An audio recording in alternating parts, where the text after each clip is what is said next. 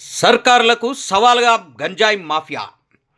ఆంధ్రప్రదేశ్, తెలంగాణ రాష్ట్రాల్లో గంజాయి మాఫియా రెచ్చిపోతోంది. గుట్టుగా సాగే చీకటి వ్యాపారం కాస్త గట్టు తెగించింది. తాజాగా నెల్లూరు జిల్లాలో గంజాయి మాఫియా గ్యాంగ్ దాడిలో కొట్టా చిట్టం పెంచలయ్య దారుణ హత్యకు గురవడం సంచలనం రేపింది. ఇప్పటి వరకు గంజాయి రవాణా, పట్టుబడటం, తప్పించుకోవడం మాత్రమే చూశాం. కానీ ఇప్పుడు మాఫియా నేరుగా హత్యలకు తెగబడ్డం చూస్తున్నాం. పెంచల్లయ్య హత్య వెనుక ఉన్న నిజమైన డాన్లు, రాజకీయ అండదండలు బయటపడాలని స్థానికులు డిమాండ్ చేస్తున్నారు. ఈ ఘటనను ప్రభుత్వం సీరియస్గా తీసుకుని మాదక ద్రవ్యాల మాఫియాపై సమగ్ర యుద్ధం ప్రకటించాలని ప్రజలు కోరుతున్నారు. ఉభయ తెలుగు రాష్ట్రాల్లో గంజాయి రవాణా చాప కింద నీరులా సాగుతోంది. ఏపీ పక్క రాష్ట్రం ఒడిశా సరిహద్దు సహా ఏజెన్సీ ప్రాంతాల్లో ఇది విస్తృతంగా పండుతోంది.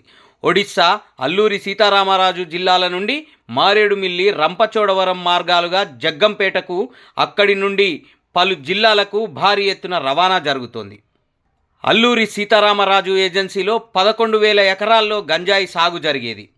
ఈ ఏడాది 93 ఎకరాలకు సాగు తగ్గింది. డ్రోన్లు, శాటిలైట్ ద్వారా గంజాయి సాగును గుర్తిస్తున్నారు. వేలాది ఎకరాల్లో ప్రత్యామ్నాయ పంటల వైపు రైతులను మళ్లిస్తున్నారు. గత ఏడాది ఒక్క ఏపీలోనే 867 గంజాయి కేసులను నమోదు చేసి 20,467 మందిని అరెస్ట్ చేశారు. 65 మందిపై పీడీ యాక్ట్ నమోదు చేశారు. 500 వాహనాలను సీజ్ చేశారు.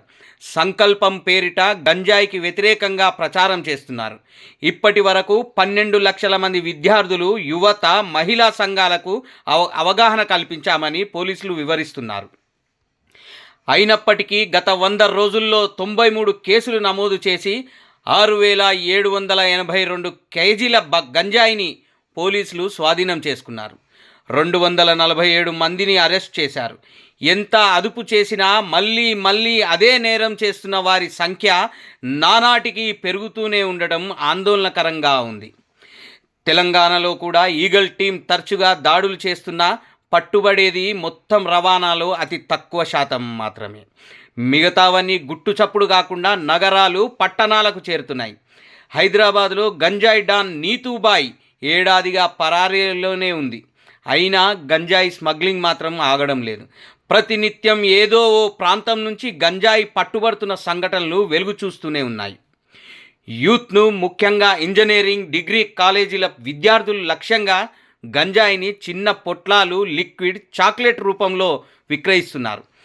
నగరాల్లో యువత, విద్యార్థులు ప్రధాన టార్గెట్ కావడంతో పరిస్థితి మరింత ఆందోళనకరంగా మారింది.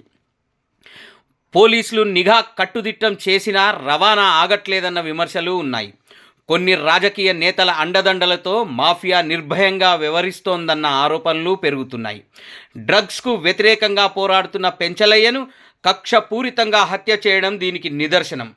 నెల్లూరు నగరంలోని అయ్యప్పగుడి ప్రాంతంలో ప్రధాన నిందితుడు జేమ్స్ కుటుంబం గంజాయి, మాదక ద్రవ్యాల వ్యాపారానికి యువకులను ప్రోత్సహిస్తోందని స్థానికులు చెబుతున్నారు. కామాక్షి అనే మహిళ కాలనీలో అక్రమాలు ఎక్కువ చేస్తున్నందుకు స్థానికులు ఆమెను బహిష్కరించగా కక్షతో పెంచలయ్యను హత్య చేసినట్టు ఆరోపణలు వినిపిస్తున్నాయి. ఈ ఘటనతో స్థానికుల్లో తీవ్రమైన ఆగ్రహం ఉప్పొంగి జేమ్స్ ఇంటిని దహనం చేశారు. ప్రభుత్వాలు కేవలం సంక్షేమ కార్యక్రమాలు, పెన్షన్లు, ఉచిత బియ్యం పంపిణీలపై మాత్రమే దృష్టి పెట్టకుండా మాఫియాలను అరికట్టేందుకు నిధులు, బలగాలు వినియోగించాల్సి ఉంది. హెలికాప్టర్లలో తిరగడానికి 100 కోట్లు ఖర్చు చేయడం కంటే మాదక ద్రవ్యాల నిర్మూలనకు ప్రాధాన్యతనివ్వాలని ప్రజలు కోరుతున్నారు. ఏజెన్సీల్లో పండుతున్న గంజాయి తోటలను పూర్తిగా ధ్వంసం చేయాలి. రవాణా మార్గాలపై కఠిన నిఘా పెట్టాలి. ఈగిల్ టీంలకు మరింత బలగాలు, సాంకేతిక వనరులు అందించాలి.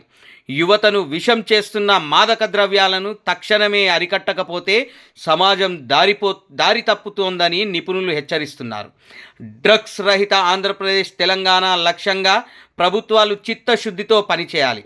పెంచలయ్య హత్య మాఫియాల దుశ్చర్యలకు నిదర్శనం మాత్రమే కాదు, ఇంకా ఆలస్యం చేస్తే పరిస్థితి అదుపు తప్పే ప్రమాదం ఉందనే హెచ్చరిక.